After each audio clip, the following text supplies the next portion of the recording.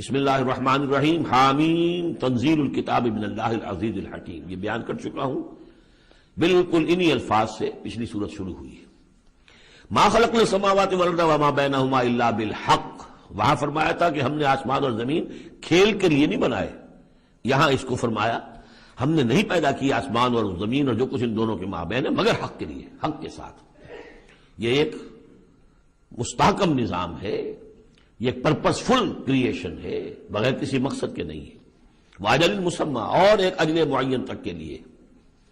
والذین کفروا عما انذروا معرضون، اور جن لوگوں نے کفر کیا ہے وہ جس چیز سے انہیں خبردار کیا جا رہا ہے اس سے وہ اعراض کر رہے ہیں. یہاں بھی دیکھیے تقدیم و تاخیر ہے. والذین کفروا معرضون عما انذروا، اصل ترتیب جملے کی یہ بنتی ہے. لیکن جیسا کہ میں نے شروع میں عرض کیا تھا جبکہ میں نے لیکچر دیے تھے تعارف قرآن پر، کہ قرآن مجید کے اندر ایک ردم ہے. یہ جو ایک معروف شاعری ہے، شاعری تو نہیں ہے، قرآن شعر نہیں ہے، لیکن جسے بلینک ورس کہا جاتا ہے غالباً اس کا دنیا میں اگر رواج ہوا تو قرآن کی وجہ سے ہوا ہے. قرآن بلینک ورس میں ہے، اس میں ایک ردم ہے، ایک فلو ہے، اور اس ردم کی وجہ سے پھر جملوں کے اندر تقدیم و تاخیر ہو جاتی ہے تاکہ وہ جو اس کا ایک صوتی آہنگ ہے وہ برقرار رہے. قل ارأیتم ما تدعون من دون اللہ ارونی ماذا خلقوا من الارض.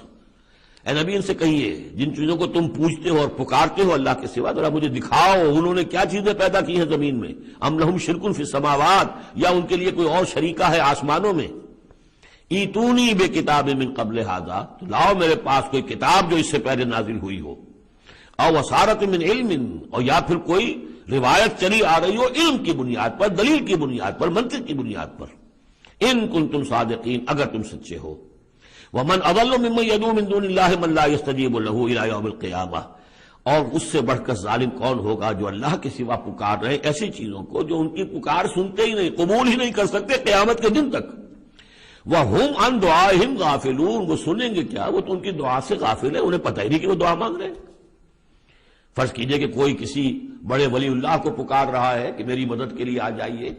وہ اللہ کا بندہ کہاں ہے، علیین میں، اعلیٰ علیین میں ہے، کہاں ہے، اسے پتہ بھی نہیں کہ کوئی بے وقوف مجھے پکار رہا ہے اللہ کے نام بجائے اللہ کو پکارنے کے، کوئی فرشتے کو پکار رہا ہو.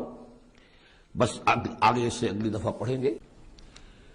وَإِذَا حُشِرَ النَّاسُ كَانُوا لَهُمْ أَعْدَاءً وَكَانُوا بِعِبَادَتِهِمْ كَافِرِينَ. صدق اللہ العظیم. ذکر ہو رہا تھا اس سورہ مبارکہ کی پچھلی آیات میں کہ ان سے بڑھ کر زیادہ گمراہ کون ہوگا جو اللہ کے سوا ایسی ہستیوں کو پکار رہے ہیں جو نہ ان کی دعا سنتے ہیں، نہ دعاؤں کو قبول کر سکتے ہیں قیامت تک، بلکہ وہ ان کی دعاؤں سے غافل ہیں، انہیں معلوم ہی نہیں ہے. وَإِذَا حُشِرَ النَّاسُ، جب لوگوں کو جمع کیا جائے گا، كَانُوا لَهُمْ أَعْدَاءً، وہ ان کے دشمن بن جائیں گے کہ تم نے ہمیں شرمسار کیا، ہماری شرمندگی کا تم سبب بن گئے، تم نے ہمیں اللہ کا مد مقابل بنا دیا. جیسے کہ حضور صلی اللہ علیہ وسلم نے ایک صحابی کو ٹوک دیا، وہ اپنے کسی گفتگو کے انداز میں، اور ظاہر بات ہے کہ ان کی نیت تو وہ نہیں تھی کہ حضور کو اللہ کے برابر کر دیں، لیکن الفاظ ایسے ان کی زبان سے نکلے، ما شاء اللہ و ما شئت، جو اللہ چاہے اور آپ چاہیں. اسی پر ٹوک دیا حضور نے، اجعلتنی للہ ندن، کیا تم نے مجھے اللہ کا مد مقابل بنا دیا ہے. مشیت صرف اللہ کی ہے. تو یہ اولیاء اللہ، یہ فرشتے، یہ پیغمبر، اگر انہیں آپ نے اللہ کے برابر بنا دیا، ان کو پکار رہے ہیں، ان سے دعائیں کر رہے ہیں، تو یہ تو گویا کہ ان کے لیے شرمندگی کی بات ہوگی اللہ کے سامنے، تو وہ دشمن بنیں گے. وَإِذَا حُشِرَ النَّاسُ كَانُوا لَهُمْ أَعْدَاءً وَكَانُوا بِعِبَادَتِهِمْ كَافِرِينَ، اور وہ تو ان کی عبادت کا انکار کریں گے. وَإِذَا تُتْلَىٰ عَلَيْهِمْ آيَاتُنَا بَيِّنَاتٍ، اور جب انہیں سنائی جاتی ہیں پڑھ کر ہماری آیات بینات، قَالَ الَّذِينَ كَفَرُوا لِلْحَقِّ لَمَّا جَاءَهُمْ، تو یہ کافر کہتے ہیں اس حق کے بارے میں جو ان کے پاس آیا ہے، ھذا سحر مبین، یہ تو کھلا جادو ہے. ام یقولون افتراہ، کیا کہ اسے گھڑ لیا ہے، یعنی محمد صلی اللہ علیہ وسلم نے یہ قرآن خود تصنیف کیا ہے. قل ان افتریتہ فلا تملکون لی من اللہ شیئا، اے نبی ان سے کہہ دیجئے کہ اگر میں نے یہ گھڑ کر اللہ کی طرف منسوب کیا ہوتا تو تم مجھے اللہ کے پکڑ سے کچھ بھی نہیں بچا سکتے. یہ مضمون آئے گا آخری پارے میں، لو تقول علینا بعض الاقاویل، بلکہ 29ویں پارے میں، لاخذناہ بالیمین ثم لقطعنا منہ الوتین، کہ اگر بالفرض خدا نہ خواستہ اگر محمد صلی اللہ علیہ وسلم کوئی چیز گھڑ کر ہماری طرف منسوب کر دے تو ہم ان کا داہنا ہاتھ پکڑیں گے اور پھر ان کی رگے جان کو کاٹ دیں گے۔ ظاہر بات ہے کہ یہ صرف اس میں جو غصہ ہے وہ ان لوگوں پر ہے جو کہہ رہے تھے۔ هو عالم بما تفیضون فیہ، اللہ تعالیٰ خوب جانتا ہے جن چیزوں میں تم لگے ہوئے، جو کچھ تم کہہ رہے ہو، جو تمہارا ظاہری قول ہے اس کو بھی جانتا ہے، اور جو تمہارے دل میں چھپا ہوا اسے بھی جانتا ہے۔ کفا بہ شہیدا بینی و بینکم، اور وہ کافی ہے بطور گواہ میرے اور تمہارے مابین، وہ جانتا ہے کہ میں اس کا رسول ہوں، اس نے میرے پاس وحی بھیجی ہے۔ وہو الغفور الرحیم، اور وہ بخشنے والا ہے، رحم فرمانے والا۔ قل ما کنت بدعا من الرسل، اے نبی ان سے یہ بھی کہیے کہ میں کوئی نیا نویلا رسول تو نہیں ہوں، کوئی پہلا رسول ہوں تو نہیں ہوں میں کہ مجھ سے پہلے کوئی رسول آئے نہ ہوں۔ بہت سے رسول آئے ہیں، ہاں میں آخری رسول ضرور ہوں، لیکن میں کوئی نیا سا رسول تو نہیں ہوں کہ کوئی ایک نئی بات ہو بالکل۔ بدعت، اسی سے وہ بدعت کا لفظ بنا ہے ہمارے ہاں، جو چیز دین میں نہیں ہے اور لا کر اس کو آغاز کر دیا جائے تو در حقیقت وہ بدعت ہے۔ تو ما کنت بدعا من الرسول، جیسے کہ ہم سورہ آل عمران میں پڑھ آئے ہیں، وما محمد الا رسول قد خلت من قبلہ الرسل۔ اسی طریقہ سے عیسیٰ ابن مریم کے بارے میں آیا ہے علیہ الصلوۃ والسلام کہ عیسیٰ ابن مریم کیا ہے؟ رسول، اور ان سے پہلے بہت سے رسول گزرے ہیں۔ قل ما کنت بدعا من الرسول وما ادری ما یفعل بی ولا بکم، اور مجھے کچھ معلوم نہیں ہے کہ کیا کیا جائے گا میرے ساتھ اور کیا کیا جائے گا تمہارے ساتھ۔ یعنی اس سے مراد یہ نہ سمجھیے کہ حضور کو یہ معلوم نہیں تھا کہ آخرت میں میرے ساتھ کیا کیا جائے گا، وَلَلْآخِرَةُ خَيْرٌ وَأَبْقَىٰ، حضور کے لیے تو یقیناً آخرت جو بہت بہتر ہے، لیکن یہ کہ ابھی کیا ہونے والا ہے، کل کیا ہونے والا ہے۔ ظاہر بات ہے کہ طائف آپ گئے تھے تو بڑی امیدیں لے کر گئے تھے نا، لیکن یہ کہ وہاں جا کر جو صورتحال ہوئی گویا کہ وہ حضور کی توقعات کے بالکل خلاف تھی۔ آپ کو تو امید تھی کہ کوئی نہ کوئی بڑا جو وہاں کا سرداروں میں سے کوئی نہ کوئی اگر مان لے گا میری بات کو تو میں پھر اپنا، چونکہ مکے میں تو اب ابو طالب کا انتقال ہو گیا اور وہی دنیاوی اعتبار سے میرے لیے پروٹیکشن کا ذریعہ تھے، لہذا اب کوئی اگر بڑا رئیس اور بڑا کوئی سردار جو ہے طائف کا وہ ایمان لے آئے تو میں اپنا یہ مرکز وہاں شفٹ کر دوں، لیکن یہ کہ وہاں وہ بات پوری نہیں ہو سکی۔ تو ما ادری ما یفعل بی ولا بکم، مجھے یہ معلوم نہیں ہے کہ کیا کیا جائے گا میرے ساتھ، کیا ہوگا اور کیا ہوگا تمہارے ساتھ۔ ان اتبع الا ما یوحی الیہ، میں تو بس پیروی کر رہا ہوں اس کی جو میری طرف وحی کی جا رہی ہے۔ وما انا الا نذیر مبین، اور میں نہیں ہوں مگر کھلا خبردار کر دینے والا، بس میری حیثیت تو یہ ہے۔ قل ارأیتم ان کان من عند اللہ وکفرتم بہ، اے نبی ان سے کہیے کہ ذرا غور کرو، سوچ لو، اگر ان کان من عند اللہ، جو چیز اللہ کی طرف سے آئی ہے یہ ہے واقعتاً اللہ کی طرف سے، وکفرتم بہ، اور تم نے اس کا کفر کیا، اس کا نتیجہ کیا نکلے گا؟ یعنی یہ کہ تم سوچو، امکان تو ہے نا، تم کہہ رہے ہو کہ میں نے گھڑ لی ہے، چلیے، حالانکہ دل میں تم جانتے ہو کہ یہ گھڑی بھی کتاب نہیں ہے، اگر گھڑی بھی کتاب ہوتی، انسان کی تصنیف ہوتی تو تم بھی اس کا مقابلہ کرتے، تمہیں چیلنج دیا گیا ہے کہ اس جیسی کتاب بنا لاؤ، اس جیسی ایک صورت ہی بنا لاؤ، تو تمہارے دل میں وہ بات نہیں ہے۔ لیکن سوچ لو ذرا کہ اگر یہ شے واقعتاً اللہ کی طرف سے ہے، قل ارأیتم ان کان من عند اللہ وکفرتم بہ، اور تم نے اس کا انکار کر دیا، وشہد شاہد من بنی اسرائیل علی مثلہ، اور گواہی دے چکا ہے ایک گواہ بنی اسرائیل میں سے ایک ایسی ہی کتاب کی۔ اصل میں اس میں کافی تفسیر کے اندر اقوال میں اختلاف ہے، اس سے مراد جو ہے عام مومنین اہل کتاب ہیں یا حضرت موسیٰ علیہ السلام، اس لیے کہ کتاب استثناء میں جو پیشن گوئی ہے اس میں یہ الفاظ ہیں کہ اے موسیٰ میں ان کے بھائیوں میں سے تیرے مثل ایک پیغمبر اٹھاؤں گا۔ کتاب استثناء کے 18ویں باب کی 18 اور 19ویں آیات ہیں یہ تورات کی، جو عہد نامہ قدیم ہے اس میں، تو گویا کہ مثل ہی، یعنی حضرت موسیٰ کی طرح کے محمد ہے، حضرت محمد کی طرح کے موسیٰ ہیں علیہ الصلوۃ والسلام، کیونکہ صاحب شریعت رسول ہے حضرت موسیٰ علیہ السلام۔ حضرت عیسیٰ صاحب شریعت نہیں ہے، صاحب کتاب ہے، انجیل دی گئی ہے، انجیل میں شریعت نہیں ہے، انجیل میں حکمت ہے، کل ہم پڑھ چکے ہیں جئتکم بالحکمہ، میں تمہارے پاس حکمت لے کر آیا۔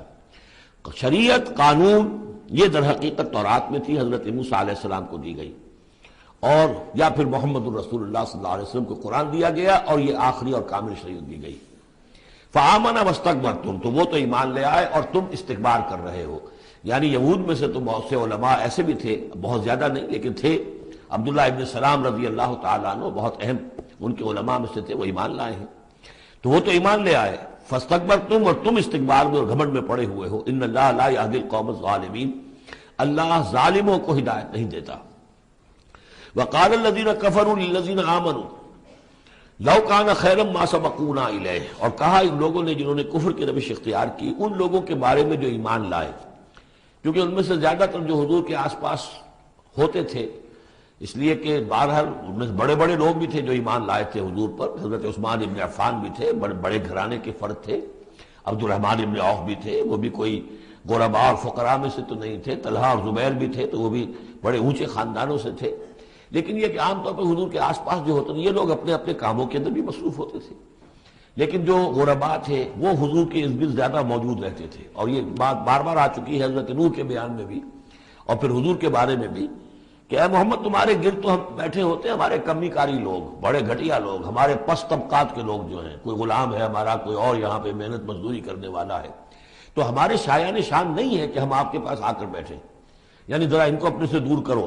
جس پر کہ اللہ تعالیٰ نے کئی مرتبہ یہ فرمایا کہ اے نبی آپ ان کی بات پر نہ جائیے، اور کہیں ان اہل ایمان کو کہ جو صبح و شام اللہ کو پکارتے ہیں اور اللہ کی رضا جوئی میں لگے ہوئے ہیں، ان کو کہیں آپ اپنے سے دور نہ کر دیں. اگر ایسا آپ کریں گے تو یہ ظلم ہو جائے گا. لیکن بہرحال ان کا کہنا یہ تھا کہ اگر یہ لوگ جو ہیں اگر واقعتاً یہ خیر ہوتا، لو کانا خیرن ما سبقونا، اگر یہ واقعتاً خیر ہوتا قرآن اور یہ دین، تو یہ لوگ جو ہیں یہ اس میں سبقت نہ کرتے ہم سے. بڑے ہم ہیں، سمجھدار ہم ہیں، دانشور ہم ہیں، ایلیٹ آف دی سوسائٹی ہم ہیں، تو ہم نے تو پیش قدمی کی نہیں ہے، لیکن یہ لوگ پیش قدمی کر رہے ہیں، تو اس کا مطلب ہے کہ یہ بات بھی گھٹیا ہی ہے جو تم پیش کر رہے ہو، جس کو گھٹیا قسم کے لوگ قبول کر رہے ہیں. یہ طنز ہے اس میں چھپا ہوا. وقال الذین کفروا للذین آمنوا لو کان خیرا ما سبقونا وَإِذْ لَمْ يَهْتَدُوا بِهِ فَسَيَقُولُونَ هَذَا إِفْكٌ قَدِيمٌ. اور جب یہ اس قرآن کے ذریعے سے ہدایت نہیں پا رہے تو کہتے ہیں کہ یہ تو گھڑا ہوا چیز، گھڑی ہوئی چیز ہے، افک ہے، پرانی شے ہے. وَمِن قَبْلِهِ كِتَابُ مُوسَىٰ إِمَامًا وَرَحْمَةً، حالانکہ اس سے پہلے موسیٰ کی کتاب موجود تھی اور اب بھی ہے، امامًا ورحمہ، وہ بھی رہنمائی کرنے والی ہے اور رحمت ہے. وَهَذَا كِتَابٌ مُصَدِّقٌ لِسَانًا عَرَبِيًّا، اور یہ کتاب نازل ہوئی ہے اس کی تصدیق کرتے ہوئے. یعنی تصدیق دونوں معنی میں، ایک تو کہ قرآن تصدیق کرتا ہے کہ تورات اللہ کی کتاب تھی، اللہ کی کتاب ہے، اگرچہ اس میں تحریف کر دی گئی ہے لیکن بہرحال اللہ کی کتاب تھی. انا انزلنا التوراۃ فیہا ھدی ونور، ہم نے تورات نازل کی تھی، اس میں ہدایت بھی تھی، نور بھی تھا. پھر انجیل کے بارے میں فیہ ھدی ونور، قرآن دونوں کی تصدیق کرتا ہے. دوسرا یہ کہ تورات میں اور انجیل میں جو پیشین گوئیاں تھیں ان کا مصداق بن کر قرآن آیا ہے، تو قرآن مصدق ہے لسانً عربی، اور بڑی ہی عمدہ فصیح اور بلیغ عربی زبان میں ہے. لینذر الذین، تاکہ خبردار کر دیں ان لوگوں کو ظلموا، جنہوں نے کہ کفر کی روش اختیار کی. خبردار کر دینے کی ذمہ داری ہے، اور اسی لیے یہ جو آسان زبان میں ہم نے اس کو اتارا ہے تاکہ ہر شخص تک یہ بات پہنچ جائے. وبشریٰ للمحسنین، اور جو ایمان اور اسلام اور احسان کی روش اختیار کریں ان کے لیے یہ بشارت بن جائے. ان الذین قالوا ربنا اللہ ثم استقاموا فلا خوف علیہم ولا هم یحزنون، یقیناً وہ لوگ، یہ وہی الفاظ آ گئے جو سورہ حامیم سجدہ میں آئے تھے، جنہوں نے کہا ہمارا رب اللہ ہے پھر اس پر جم گئے. اور میں نے عرض کیا تھا، پھر دوبارہ عرض کر رہا ہوں کہ استقامت میں قیامت مضمر ہے. جنہوں نے کہا ہمارا رب اللہ ہے پھر اس پر جم گئے، یعنی پھر راضی برضائے رب رہنا، اسی پر توکل کرنا، اسی کی رضا جوئی کو اپنی زندگی کا مقصد بنانا، پھر اس کی اطاعت کرنا، اس کے احکام کی پابندی کرنا، اور اس کے جملہ جو بھی اس نے ذمہ داریاں عائد کی ان کو پورا کرنے کے لیے تن من دھن لگا دینا، یہ سب استقامت میں شامل ہے. استقامت کے معنی کیا ہے؟ جیسے کہ میں نے آپ کو بتایا تھا کہ حضور سے ایک صاحب نے یہ پوچھا، بلکہ کہا، فرمائش کی کہ مجھے تو کوئی ایک بات ایسی بتا دیجئے جس سے میں پلے باندھ لوں، میں زیادہ لمبی چوڑی باتیں نہیں سمجھ سکتا. حضور نے فرمایا قل آمنت باللہ ثم استقم، کہو کہ میں ایمان لایا اللہ پر، پھر جم جاؤ، ٹھک جائے تمہارا دل اس کے اوپر کہ واقعتاً پالن ہار وہی ہے، پروردگار وہی ہے، حاجت روا وہی ہے، مشکل کشا وہی ہے، اور وہ ہماری دعاؤں کا سننے والا وہی ہے. پھر یہ کہ اسی کے لیے انسان ہمتاً اپنے آپ کو وقف کر دے. ان صلاتی و نسکی و محیای و مماتی للہ رب العالمین. ان الذین قالوا ربنا اللہ ثم استقاموا فلا خوف علیہم ولا هم یحزنون. یہ استقامت والے جو ہیں تو اولیاء اللہ ہو گئے نا. پھر جیسے کہ ہم نے سورہ یونس میں پڑھا تھا، الا ان اولیاء اللہ لا خوف علیہم ولا هم یحزنون الذین آمنوا وکانوا یتقون. جو ایمان لائے اور اس پر مستقیم ہو گئے، قائم ہو گئے، جازم ہو گئے، اور وہی تو اللہ کے ولی ہیں، وہی اللہ کے دوست ہیں۔ ان کے لیے نہ کوئی خوف ہے، نہ وہ کسی حزن سے دوچار ہوں گے۔ اولئک اصحاب الجنت خالدین فیہا، وہ جنت والے لوگ ہیں، اس میں رہیں گے ہمیشہ ہمیش، جزاء بما کانوا یعملون، اور یہ جزا ہوگا ان کے اعمال کا۔ یہ بات کئی دفعہ میں نے واضح کی ہے کہ بندے کو یہ سمجھنا چاہیے، اور یہی بندے کہیں گے جنت میں داخل ہونے کے بعد بھی کہیں گے اللہ کے نیک بندے کہ ہماری یہ طاقت نہیں تھی، صلاحیت نہیں تھی کہ ہم اپنے بل پر اور اپنے اعمال کے بل پر یہاں جنت میں داخل ہو سکتے۔ یہ اللہ کا فضل ہے۔ الحمدللہ الذی ہدانا لہذا وما کنا لنہتدی لولا ان ہدانا اللہ، کل شکر اس اللہ کا جس نے ہمیں یہاں داخل کیا اور ہمیں پہنچا دیا یہاں تک ہماری رہنمائی فرما دی، اور ہم ہرگز ہدایت نہ پا سکتے اگر اللہ ہی ہمیں ہدایت نہ دیتا۔ لیکن اللہ تعالیٰ بار بار کہتا ہے کہ ٹھیک ہے، لیکن یہ کہ تمہارے اعمال تھے، تم نے بھی محنت کی تھی، تم نے فیصلہ کیا تھا، اما شاکرم و اما کفورا، جو ہم نے تمہیں اختیار دے دیا تھا، تم نے ہمارے شکر گزار بندے بن کر زندگی گزارنے کا فیصلہ کیا، ہم نے قدر افزائی فرمائی، ہم نے تمہیں توفیق دی، ہم نے تمہارے راستے کی رکاوٹوں کو جو ہے آسان کر دیا، لیکن یہ کہ بہرحال تمہارا عمل اس میں شامل ہے۔ جزاء بما کانوا یعملون، یہ در حقیقت بدلہ ہوگا ان کے اعمال کا۔ ووصینا الانسان بوالدیہ حسنا، اور ہم نے وصیت کی انسان کو، تاکید کی انسان کو اس کے والدین کے بارے میں احسانا، کہ اس کے ساتھ احسان کی روش، نیک سلوک، خدمت۔ اور اس میں بھی خاص طور پر والدہ کا معاملہ جو ہے یہ سورہ بنی اسرائیل میں بھی ہے اور یہاں بھی ہے۔ وہاں بھی آیا تھا ووصینا الانسان بوالدیہ حملتہ امہ وہنا علی وہن وفصالہ فی عامین، تو والدین میں جو ہے والدہ کا حق فائق ہے والد کے حق پر، ویسے دونوں کے ساتھ اس نے سلوک ہو، دونوں کا ادب ہو۔ وَإِمَّا يَبْلُغَنَّ عِندَكَ الْكِبَرَ أَحَدُهُمَا أَوْ كِلَاهُمَا فَلَا تَقُل لَّهُمَا أُفٍّ وَلَا تَنْهَرْهُمَا وَقُل لَّهُمَا قَوْلًا كَرِيمًا، یہ ہم پڑھ چکے ہیں۔ لیکن یہاں بھی اور وہاں بھی خاص طور پر والدہ کا، اس لیے کہ مشقت جو ہے پیدائش میں ساری کی ساری مشقت جو ہے ماں کی ہے، باپ کا کیا حصہ ہے؟ وہ تو ایک کوئی اس کی لذت کا لمحہ ہوتا ہے، وہ اس کے اندر اس نے وہ بوند ٹپکائی اور فارغ۔ اب وہ ساری مصیبت کون جھیل رہی ہے؟ وہ عورت جھیل رہی ہے، ماں جھیل رہی ہے۔ سارا پریگننسی کا دور جو ہے اس میں، ابتدائی دور جو ہے اس میں اسے جی بتلا رہا ہے، الٹیاں آ رہی ہیں، چیزوں سے نفرت ہو رہی ہے، پھر جب بوجھل ہو گئی ہے، جسم بوجھل ہو گیا ہے، بوجھ اٹھائے ہوئے ہے، پھر وضع حمل کی مشقتیں ہیں، وہ درد ذہ ہے، پھر اس کو دودھ پلانا ہے 2 سال تک، اس کے جو اس کو گند ہے اس کو صاف کرنا ہے، پوتڑے دھونے ہیں، یہ سارے کام کون کر رہا ہے؟ ماں کر رہی ہے۔ باپ کا تو اس میں حصہ ڈائریکٹ نہیں، انڈائریکٹ ہے کہ بہرحال وہ کمائی کرتا ہے، پرووائڈ کرتا ہے، یہ بات دوسری ہے، لیکن جو مشقت ماں کی ہے۔ اسی لیے حدیث میں آتا ہے کہ ایک صحابی نے حضور سے سوال کیا کہ میرے حسن سلوک کا سب سے اولین مستحق کون ہے؟ آپ نے فرمایا تمہاری والدہ۔ انہوں نے پوچھا پھر ان کے بعد کون؟ فرمایا پھر تمہاری والدہ۔ تیسری مرتبہ پھر کون؟ حضور پھر والدہ تمہاری۔ چوتھی مرتبہ جب اس نے پوچھا ان کے بعد کون، تو آپ نے فرمایا تمہارے والد۔ یعنی والدہ کا حق جو ہے وہ والد کے حق پر، یہ ہے اخلاقی حق۔ قانونی حق والد کا زیادہ ہے، اگر سیپریشن ہو جائے گی تو اولاد والد کی ہے، قانونی حق اس کا زیادہ ہے، لیکن اخلاقی حق، خدمت کا حق، اور جنت جس کے پاؤں تلے ہے وہ باپ نہیں ماں ہے۔ جنت جو ہے وہ تو اس کے قدم تلے تحت اقدام الامہات، اس حوالے سے اخلاقی مقام جو ہے وہ عورت کا زیادہ ہے، ماں کا زیادہ ہے۔ فرمایا حملتہ امہ کرہا ووضعتہ کرہا، اس کی ماں نے اسے اٹھائے رکھا اپنے پیٹ میں تکلیف جھیل کر، اور پھر اس کو وضع حمل ہوا، اس کو جنا تکلیف کے ساتھ، وحملہ وفصالہ 30 شہرا، اور اس کا یہ حمل اور پھر دودھ پلانا یہ لگ بھگ جو ہے 30 مہینے ہوتے ہیں۔ حتی اذا بلغ اشدہ، یہاں تک کہ جب وہ اپنی پوری قوت کو پہنچتا ہے، بلوغت کو پہنچتا ہے، اور یہاں سے بلوغت سے مراد جو ہے وہ نفسیاتی بلوغت ہے، ذہنی اور نفسیاتی بلوغت۔ ایک جسمانی بلوغت ہوتی ہے، وہ تو 16 17 18 اس سال کے اندر آدمی جو ہے وہ پورا بالغ ہوتا ہے، لیکن جسمانی بلوغت نہیں، یہاں جو ہے 40 برس کا ذکر آ رہا ہے۔ حتی اذا بلغ اشدہ وبلغ 40 سنۃ، جب وہ 40 برس کا ہو جاتا ہے۔ سائیکولوجیکل میچورٹی جو ہے انسان کی وہ 40 برس کی ہے۔ یہی وجہ ہے کہ 40 برس ہی کی عمر میں جو بھی نبوت جو ہے وہ ملتی تھی، حضور کو بھی 40 برس کی۔ فلما بلغ 40 سنۃ حبب الیہ الخلاء فکان یخلو بغار حراء، ایک حدیث ہے بڑی پیاری جس کی راویہ ہیں ام المومنین حضرت عائشہ صدیقہ رضی اللہ تعالیٰ عنہ، جس میں فرمایا انہوں نے کہ حضور نے مجھے بتایا کہ جب میری عمر 40 برس کے قریب ہوئی تو مجھے خلوت گزرنی محبوب ہو گئی، تنہائی میں بیٹھ کر، اور پھر آپ جا کر کئی دن کئی راتیں جو ہے غار حرا میں آپ تنہا رہتے تھے، خلوت گزری، پھر وہیں پر وہی کا آغاز ہوا ہے۔ تو 40 برس کی عمر، اگرچہ استثناءات ہیں، حضرت یحییٰ کے بارے میں ہم پڑھ چکے ہیں سورہ مریم میں، آتیناہ الحکم صبیہ، بچپن ہی میں اللہ نے انہیں حکمت عطا فرما دی، اور ان کو جو بھی وہ میچورٹی ہے اللہ نے بہت ابتدائی عمر میں عطا فرما دی۔ حضرت عیسیٰ کا معاملہ بھی ایسا ہی ہے، لیکن عام قاعدہ قانون وہی ہے 40 برس کا۔ حتیٰ اذا بلغ اشدہ وبلغ 40 سنۃ قال رب اوزعنی ان اشکر نعمتک التی انعمت علی وعلی والدی، تو وہ کہتا ہے کہ میرے پروردگار مجھے اس کی میری قسمت یہ بنا دے، یہ میرا نصیب فرما دے، مجھے اس کی توفیق دے کہ میں شکر ادا کر سکوں تیرے انعامات کا جو مجھ پر ہوئے اور میرے والدین پر ہوئے، وان اعمل صالحا ترضاہ، اور یہ کہ میں ایسے عمل کروں اچھے جو تجھے پسند آئے، جنہیں تو پسند کرے، واصلح لی فی ذریتی، اور پھر یہ کہ میرے لیے میری اولاد کے لیے بھی، اولاد میں بھی میرے لیے بہتری پیدا کر دے۔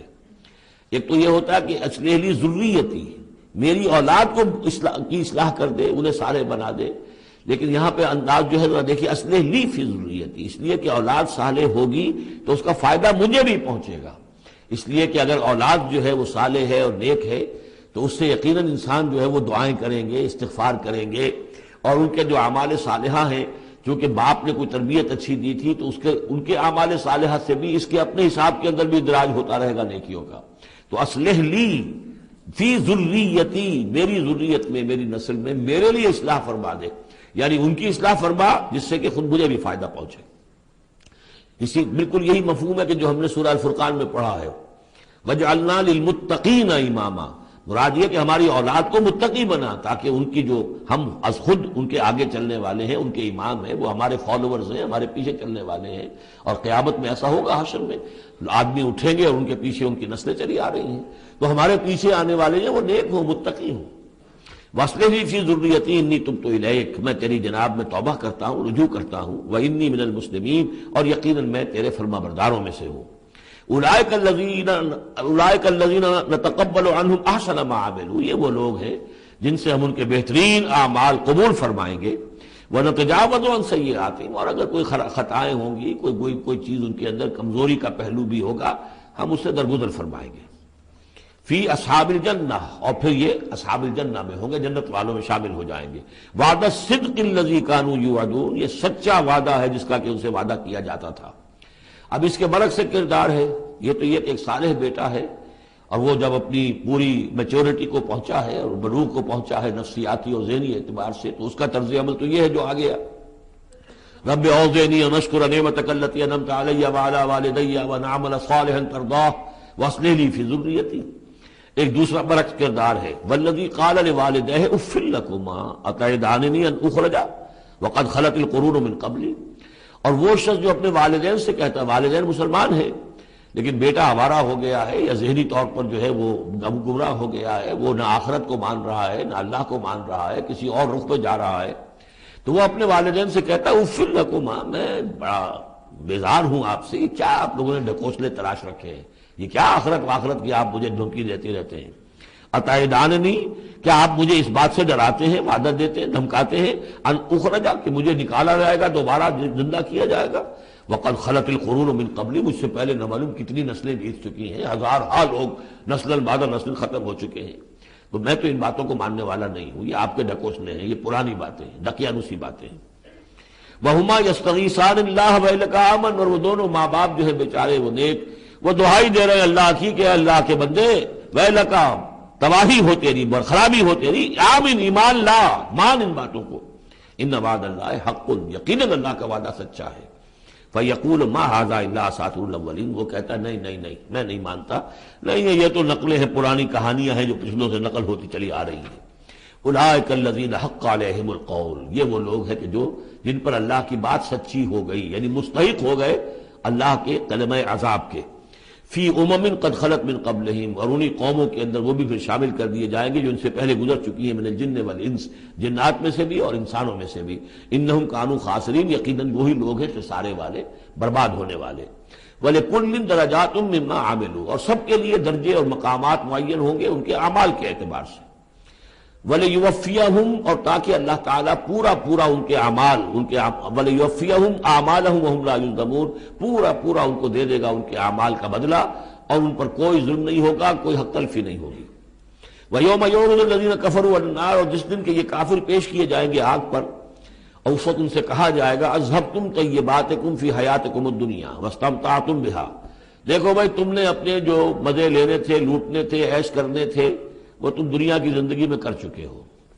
تم نے وہاں حرام خوریاں کی، حلال اور حرام کی تمیز کو ختم کیا، تم نے وہاں عیش کیے. اذھبتم طیباتکم، اپنی مزے کی چیزیں جو ہے وہ تم لے جا چکے. فی حیاتکم الدنیا، تم اپنی دنیا کی زندگی میں، واستمتعتم بہا، اور اس سے تم نے بہت فائدہ اٹھا لیا. فَالْيَوْمَ تُجْزَوْنَ عَذَابَ الْهُونِ بِمَا كُنتُمْ تَسْتَكْبِرُونَ فِي الْأَرْضِ بِغَيْرِ الْحَقِّ، تو آج اب تمہیں بہت ہی اہانت آمیز عذاب دیا جائے گا، ذلت کا عذاب، بسبب اس تکبر کے جو تم کرتے رہے ہوئے زمین میں ناحق. وَبِمَا كُنتُمْ تَفْسُقُونَ، اور جو تم نے وہاں پر نافرمانیاں کی ہیں اور ہمارے احکام کو توڑا ہے. وَاذْكُرْ أَخَا عَادٍ، اور ذرا تذکرہ کیجئے اخا عاد، عاد قوم عاد کے بھائی کا، یعنی حضرت ہود علیہ الصلوۃ والسلام. اذ انذر قومہ بالاحقاف، جبکہ انہوں نے اپنی قوم کو خبردار کیا احقاف میں. یہ احقاف کا علاقہ تھا بالکل جنوبی ساحل جو ہے عرب کا، جزیرہ نما عرب کا، اس کے ساتھ، اور اب وہاں پر بہت ہی سخت قسم کا، وہ بدترین قسم کا صحرا ہے. احقاف. وقد خلت النذر من بین یدیہ ومن خلفہ، ان سے پہلے بھی، ان کے سامنے بھی اور بہت سے خبردار کرنے والے آئے تھے.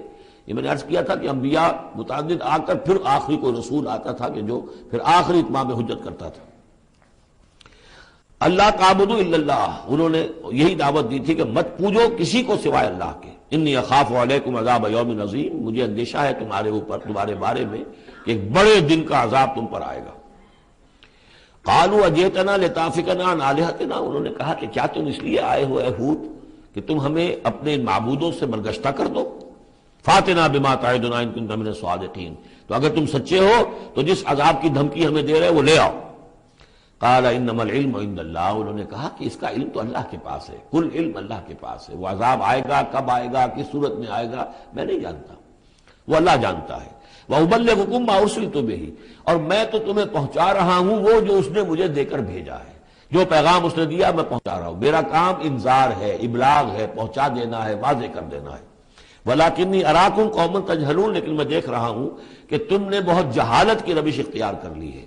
بجائے اس کے کہ میری بات پر غور کرو، دیکھو، سوچو، دل میں اترے تو اسے قبول کرو، تم نے تو گویا کہ ادھار کھائے بیٹھے ہو اس کی نفی پر اور اس کو نہ ماننے پر، تو تم جہالت پر اتر آئے ہو. فلما رآہ عارضا مستقبل اودیتہم، تو عذاب الہی جب آیا، اس کے آثار جب آئے تو وہ ایک ایسی صورت میں تھے کہ جو ہے کہ بادل آ رہے ہیں.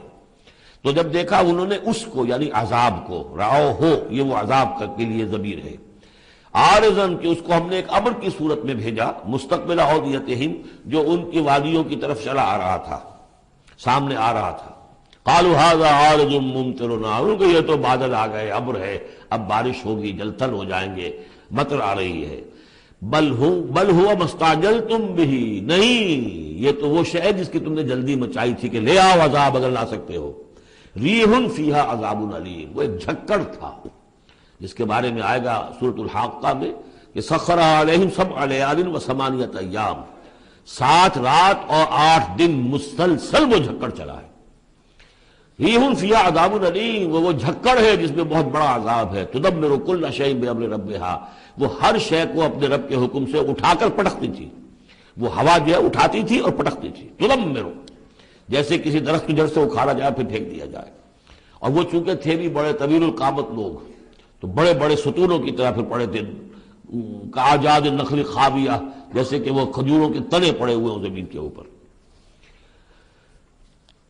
تدبر کل شیء بامر ربھا فاصبحوا لا یری الا مساکنہم، پھر وہ ایسے ہو گئے کہ اب کچھ نظر نہیں آ رہا تھا سوائے ان کے مسکنوں کے. ان کے گھر نظر آ رہے ہیں، ان کی حویلیاں، ان کی بلڈنگیں، لیکن وہاں اس میں بسنے والا اب کوئی نظر نہیں آ رہا.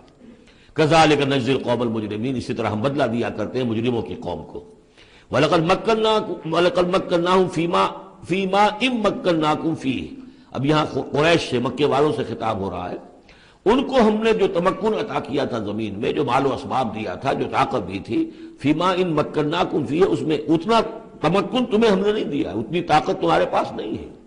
ان کی تہذیب، جیسا کہ میں عرض کر چکا ہوں، وہ شداد کا جو شہر تھا، اب اس کے جو ہے باقیات وہ نظر آ چکے ہیں سیٹلائٹس کے ذریعے سے کہ زمین کے نیچے جو ہے بہت گہرے وہ موجود ہیں، جو ان کے اوپر عذاب آیا اور اس کے اوپر، لیکن وہ دبے ہوئے موجود ہیں. اس کے بڑے بڑے جو ہے ستون جو بنائے تھے انہوں نے غالباً 30 بڑے بڑے ان کی فصیل کے ساتھ جو ہے پلرز ہیں جن کو گن لیا گیا ہے وہ موجود ہیں. یہ ساری نشانیاں اب ایک ایک کر کے ظاہر ہوں گی. وَلَقَدْ مَكَّنَّاهُمْ فِي مَا إِن مَكَّنَّاكُمْ فِيهِ ہم نے وہ چیزیں انہیں دی تھی کہ جو اے قریش تمہیں نہیں دی، ہم نے ان کو تمہیں وہ تمکن نہیں دیا. وَجَعَلْنَا لَهُمْ سَمْعًا وَأَبْصَارًا وَأَفْئِدَةً ہم نے ان کے لیے بھی ہم نے انہیں سماعت کان بھی دیے تھے، وابصارن آنکھیں بھی دی تھی، افئدہ بھی دیے تھے، دل اور عقل بھی دی تھی.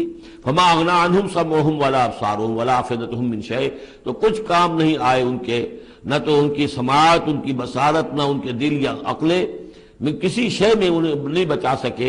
اذ کانوا یجحدون بآیات اللہ جبکہ وہ انکار کرتے رہے اللہ کی آیات کا. وحاق بہم ما کانوا بہ یستہزئون اور ان کو گھیر لیا اور ان پر الٹ پڑی وہی چیزیں جن کا کہ وہ مذاق اڑایا کرتے تھے. وَلَقَدْ أَهْلَكْنَا مَا حَوْلَكُم مِّنَ الْقُرَىٰ اور ہم نے تو ہلاک کیا ہے بہت سی بستیوں کو جو تمہارے ہی ارد گرد آباد تھیں. میں وہ نقشہ بنا کے بھی آپ کو دکھا چکا ہوں کہ یہ تمام جو احقاف یہ گویا کہ مکے کے جنوب مشرق میں تھے. سمود کا علاقہ جو ہے مکے کے شمال میں تھا. اسی شمال کے رخ پر جو ہے پھر وہ مدین کا علاقہ اور پھر یہ کہ ادھر ڈیڈ سی کے ساتھ ساحل پر اس کے بھی اب حال ہی میں خبر آئی ہے کہ اس کے بھی جو کھنڈرات وغیرہ ہیں وہ بحرۂ ڈیڈ سی جو ہے بحرۂ مردار اس کے اندر پانی کے نیچے وہ موجود ہیں. ابھی ان کی تلاش ہو گئی ہے، وہ نکل آئے ہیں، مطلب یہ کہ ان معلوم ہو گئے ہیں، انکشاف ہو گیا ہے. تو فرمایا وَلَقَدْ أَهْلَكْنَا مَا حَوْلَكُم مِّنَ الْقُرَىٰ ہم نے بہت سی بستیوں کو، شہروں کو ہلاک کیا جو تمہارے ارد گرد ہی تھی. وَصَرَّفْنَا الْآيَاتِ لَعَلَّهُمْ يَرْجِعُونَ اور اسی طرح ہم نے پھیر پھیر کر ان کو یہ آیات اپنی سنائی ہے تاکہ وہ رجوع کریں، پلٹیں، لوٹیں. فَلَوْلَا نَصَرَهُمُ الَّذِينَ اتَّخَذُوا مِن دُونِ اللَّهِ قُرْبَانًا آلِهَةً تو کیوں نہ مدد کی ان ہستیوں نے جنہیں انہوں نے اللہ کے سوا سمجھا تھا کہ یہ معبود ہیں جو اللہ کی طرف اللہ سے ہمیں قریب کر دیں گے، ہمیں تقرب اللہ کا ہمارا ضرورت ہمیں جو ہے وہ درجے حاصل کر دیں گے، اس کا ذریعہ بن جائیں گے. بل ضلوا عنہم جب وہ عذاب کا وقت آیا وہ سب گم ہو گئے، ہوا ہو گئے. خواب تھا جو کچھ کو دیکھا، جو سنا افسانہ تھا. وذالک افکہم یہ تو اصل میں ان کی من گھڑت باتیں تھیں، ان میں حقیقت تو تھی ہی نہیں. وما کانوا یفترون اور جو کچھ بھی افطرا وہ کر رہے تھے وہ تھا. وَإِذْ صَرَفْنَا اب وہ واقعہ آ رہا ہے جس کا میں نے آج شروع میں تذکرہ کیا تھا. حضور صلی اللہ علیہ وسلم اور یہ واقعہ جو ہے جبکہ حضور گئے تھے طائف اور طائف سے جب واپس آ رہے تھے تو آپ نے نخلا ایک مقام ہے وادی نخلا اس میں چند دن قیام کیا مکے جانے سے پہلے. اور چونکہ دل گرفتہ تو بہت تھی جب آپ طائف سے واپس آئے ہیں، طائف میں جو کچھ بیتی تھی وہ آپ کو معلوم ہے. بہرحال وہاں آپ فجر کے وقت ایک روز نماز فجر کی پڑھ رہے تھے اور قرآن مجید پڑھ رہے تھے. اس میں قرآن الفجر ہم پڑھ آئے ہیں، فجر کی نماز میں طویل قرات ہوتی ہے.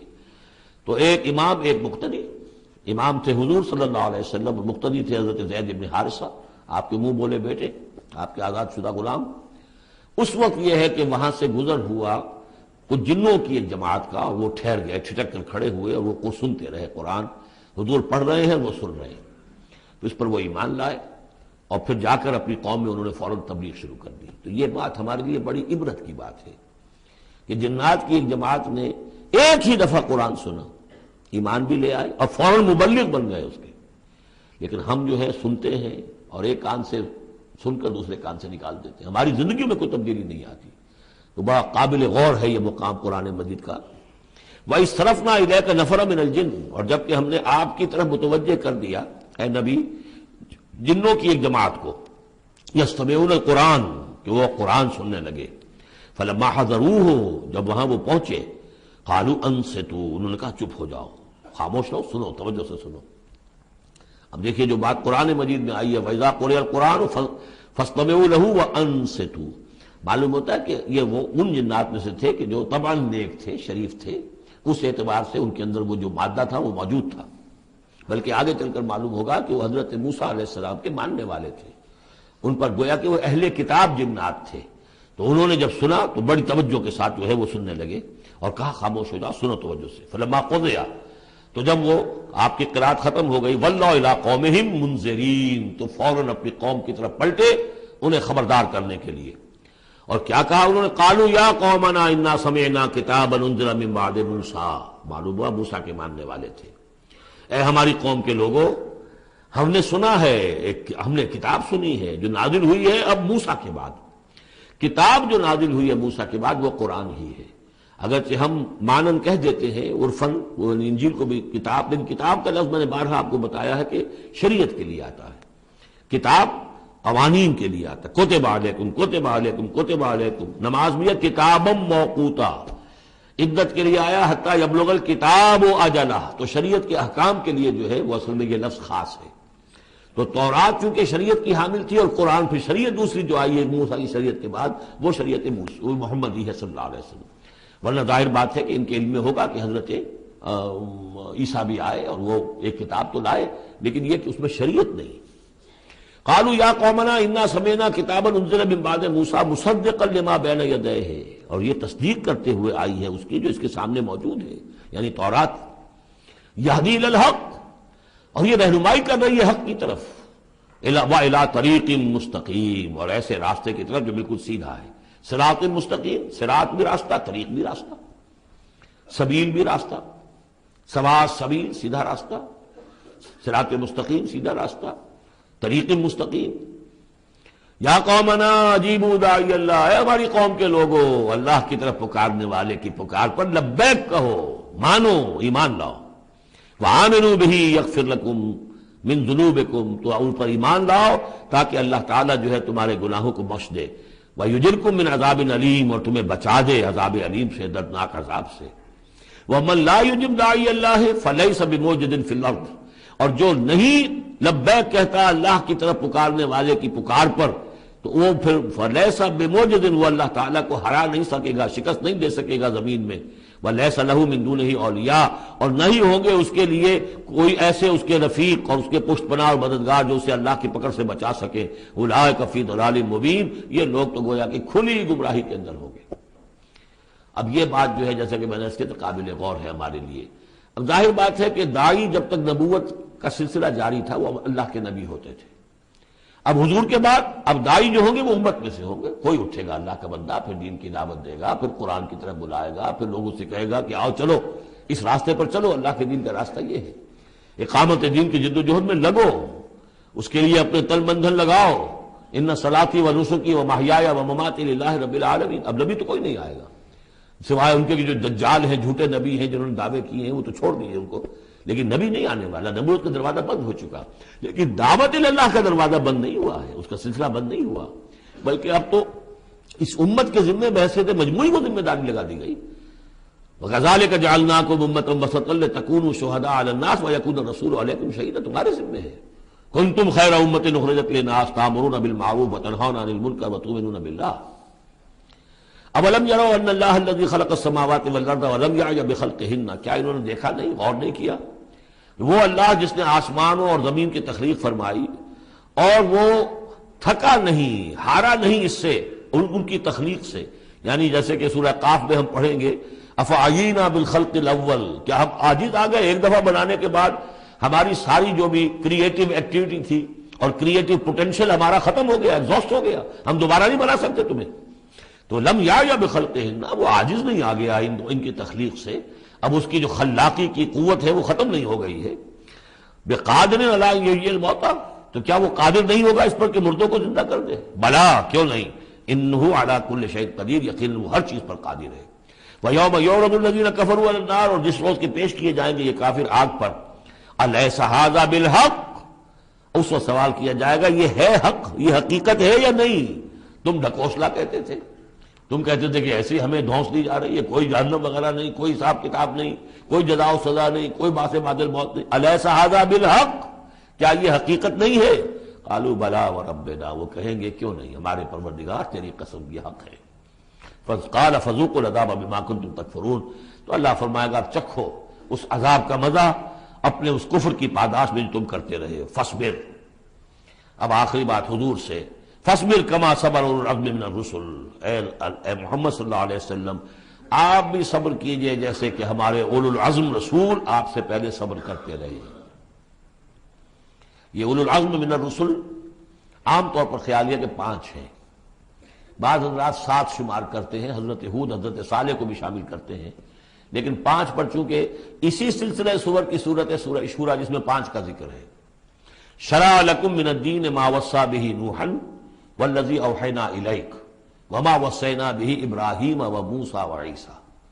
حضرت نوح، حضرت ابراہیم، حضرت موسیٰ، حضرت عیسیٰ اور حضرت محمد صلی اللہ علیہ وسلم علیہ الصلوۃ والسلام، یہ اولو العزم من الرسل ہیں. اور اس میں جو یوں سمجھیے کہ عزم اور صبر کا معاملہ جو ہے اس میں حضرت ایک اعتبار سے حضرت نوح سب سے آگے ہے. 950 برس تک جو ہے انہیں صبر کرنا پڑا. فلبث فیہم 1000 سنۃ الا 50 عاما. اور ایک ذاتی تکلیف اس میں حضرت ایوب علیہ الصلوۃ والسلام، ان کو جو کوفت ذاتی تکلیف، بیماری، نہایت ہی تکلیف دہ بیماری، تو اس میں ان کا صبر ایوب اس اعتبار سے مشہور ہے. فاصبر کما صبر اولو العزم من الرسل. صبر کیجئے جیسے کہ ہمارے اولو العزم پیغمبر صبر کرتے رہے. ولا تستعجل لهم، اور ان کے لیے جلدی نہ کیجئے. کیا مطلب؟ یہ خیال جو کبھی شاید حضور کے دل میں بھی آ جاتا ہو، لیکن یہ کہ دوسرے مسلمانوں کے دلوں میں آنا تو بالکل قرین قیاس ہے کہ اللہ تعالیٰ ان کو پکڑتا کیوں نہیں؟ یہ کس طریقے سے بلال کو کیسے مار رہا ہے یہ امیہ ابن خلف؟ اللہ تعالیٰ اس کا ہاتھ چھل کیوں نہیں کر دیتا؟ وہ تو علی کل شیء قدیر ہے. اور اس قوم کو کب تک یہ مہلت دی جائے گی؟ کیوں نہیں ان پر عذاب آ جاتا جیسے کہ عذاب آیا تھا پچھلی قوموں کے اوپر؟ فرمایا نہیں، ولا تستعجل. پچھلی سورت بھی اسی پر ختم ہوئی تھی کہ اے نبی اہل ایمان سے یہ کہیے کہ ذرا ان کو ابھی معاف کریں، ابھی ان کو کچھ عرصے کے لیے، چونکہ جو ہمارا ابھی فیصلہ جو ہے وہ یہ ہے کہ ابھی وہ وقت عذاب کا نہیں آیا ہے، تو ابھی یہ ذرا درگزر کرتے رہیں. وہی بات یہاں خاص طور پر واحد کے صیغے میں خطاب کر کے حضور سے کہی جا رہی ہے. فاصبر کما صبر اولو العزم من الرسل ولا تستعجل لهم. تستعجل لهم ان کے لیے جلدی نہ کیجیے. کانہم یوم یرون ما یوعدون، جس دن کے یہ دیکھیں گے اس عذاب کو، جب عذاب آئے گا تو ایسے محسوس کریں گے لم یلبسوا الا ساعۃ من نہار، کہ نہیں رہے تھے مگر دن کی کسی ایک حصے میں، ایک گھڑی دن کی صرف. بلاغ، یہ ہے پہنچا دینا. ھذا بلاغ، لیکن ھذا یہاں پر محذوف ہو گیا. ھذا بلاغ، بلاغ یہ پہنچا دینا ہے. فہل یہلک الا القوم الفاسقون، تو ہلاک تو وہی کیے جائیں گے. کون ہلاک کیا جائے گا سوائے ان کے کہ جو نافرمان لوگ تھے. یہاں یہ جو 8 سورتوں کا ایک سلسلہ چلا آ رہا تھا وہ بھی ختم ہوا، اور یہ کہ جو 5واں جو گروپ ہے مکی اور مدنی صورتوں کا، ان میں سے جو مکیات کا سلسلہ ہے وہ ختم ہو گیا. اور یہ 13 صورتیں ہیں: سورہ سبا، فاطر، پھر یاسین، پھر صافات، پھر صاد، اور پھر یہ 8 صورتیں: سورہ زمر، اور پھر مومن، اور پھر حامیم سجدہ، اور شورا، اور زخرف، اور دخان، اور جاسیہ، اور احقاف. یہ صورتیں ہیں کہ جہاں مکیات